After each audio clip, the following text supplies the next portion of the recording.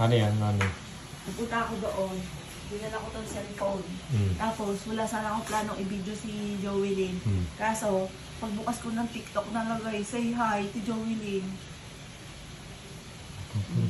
Kailangan natin magpadasal ulit sa San Antonio, ano? Naiyak tuloy ako.